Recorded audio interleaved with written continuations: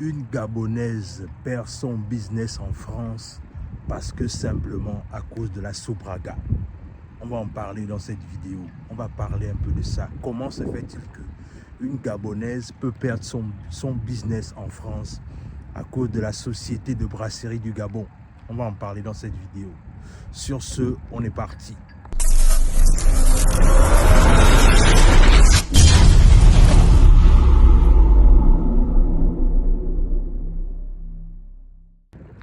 Salut, moi c'est Warren et bienvenue dans ma chaîne Warren et Asiana.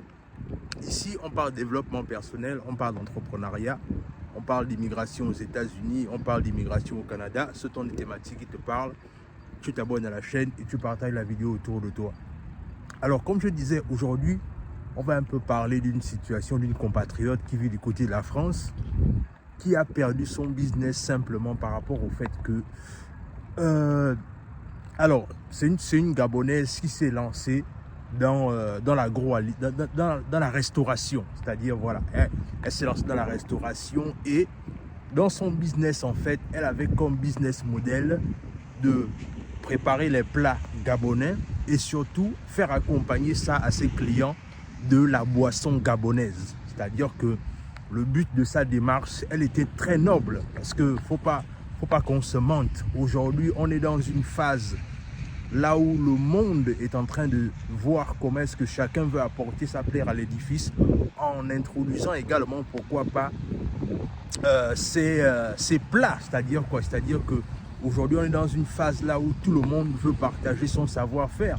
Et c'est une bonne chose. Et je pense que le business model de cette dame-là avait tout son sens, dans le sens là où elle voulait promouvoir les mets gabonais, mais également la boisson gabonaise, dans le sens là où quand les gens vont pour manger, c'est-à-dire dans son restaurant, quand ils vont pour manger, en même temps aussi, ils ont la possibilité, pourquoi pas, de consommer des boissons gabonaises.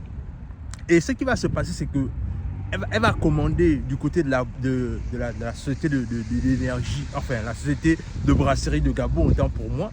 Quand elle va consommer, quand elle va commander sa marchandise, je crois que la douane française va lui proposer ou bien va lui demander de pouvoir faire des tests par rapport à la marchandise. C'est ce qu'elle va clairement accepter parce qu'elle part du principe qu'elle n'a rien à se reprocher. Donc du coup, elle va accepter que les autorités françaises lui font des tests sur sa marchandise, sur sa boisson notamment. Et ce qu'elle va constater, ce qui va la choquer, c'est que dans les tests qu'ils vont faire, les analystes français vont découvrir en fait que les différentes boissons et les différents jus qui sont dans le conteneur ne matchent pas avec les dosages. Et ça va commencer à être un problème dans le sens là où, puisque ça ne matche pas les dosages et que les dosages même qui sont retrouvés dans des substances, ce sont des dosages qui sont même très dangereux pour la santé. Voilà comment cette dernière-là va se retrouver malheureusement en train d'être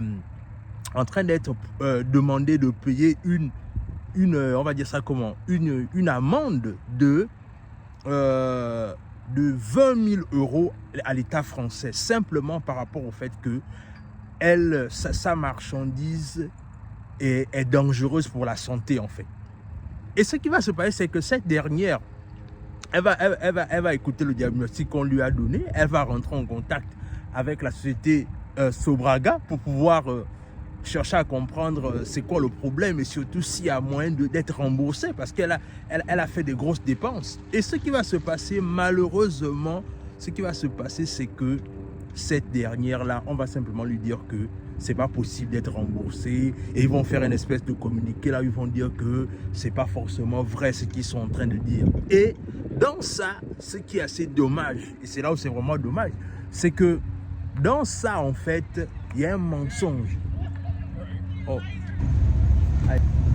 J'ai été distrait en produisant cette vidéo, voilà pourquoi quelqu'un m'a reconnu, donc voilà pourquoi j'ai dû arrêter. Mais pourquoi est-ce que je parle de mensonge dans cette histoire?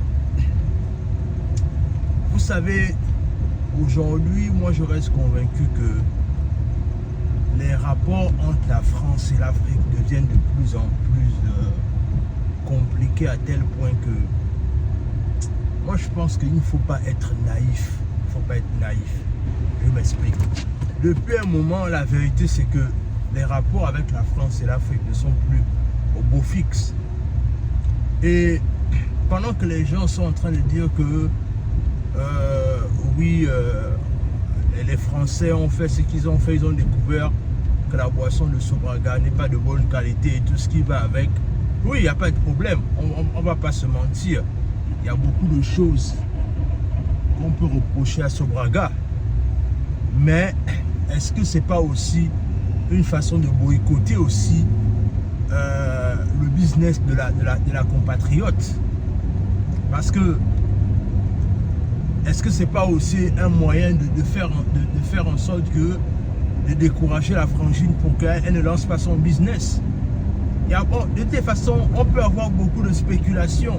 Rien ne prouve parce que ils veulent faire comme si leurs experts ont démontré que non, la boisson n'était pas de bonne qualité, mais il n'en demeure pas moins qu'aujourd'hui, les Français, les rapports entre la France et l'Afrique ne sont pas au beau fixe. Et beaucoup, moi je pense que beaucoup aujourd'hui n'aiment pas l'essor des Africains. Ça peut être dans le sens là où, dans l'essor politique ou dans l'essor économique. La frangine veut lancer son truc, elle importe sa boisson de son pays. Quelque part, qu'on le veuille ou pas, il y a conflit d'intérêts parce que elle ouvre un restaurant en France, elle fait la nourriture gabonaise et elle importe la boisson gabonaise. C'est peut-être forcément quelque chose que ils n'ont pas voulu digérer. Et moi je pense que l'erreur, et là moi je pèse clairement mes mots, l'erreur business que la frangine a fait, c'est que elle n'aurait pas dû laisser les gens là faire contrôler la qualité de sa boisson. C'est une grave erreur. Surtout, quand tu es en train de lancer une activité comme celle-là, elle n'était pas obligée, c'était pas une obligation pour elle de le faire. Ça, c'est l'erreur business qu'elle a faite. Elle vient à peine de commencer une activité, il fallait d'abord lancer l'activité, voir comment est-ce que l'activité évolue. Et maintenant, dans le long terme, pourquoi pas faire des analyses? Mais c'était vraiment pas une bonne idée de sa part. Mais bon, comme on dit, les idées, les erreurs, tout le monde en commun, surtout en affaires. Donc moi je pense clairement que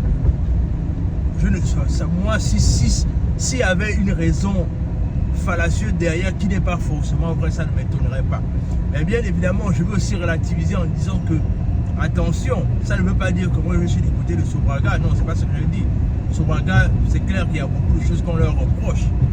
Mais moi je vois plus ça dans un sens là où est-ce que c'est pas les Français là qui n'ont pas été d'accord avec ça et qui lui ont juste coulé un motif comme on dit en fait. Donc moi c'est vraiment ce que moi je pense quoi. Que il y a beaucoup de questions à se poser. Sobraga n'est pas une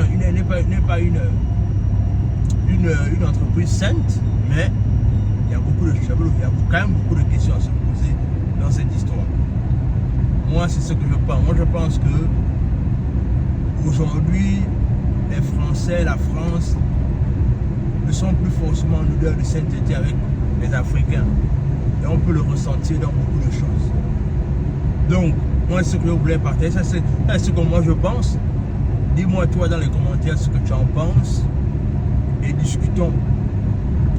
Abonnez-vous. Sur ce, on se dit à la prochaine.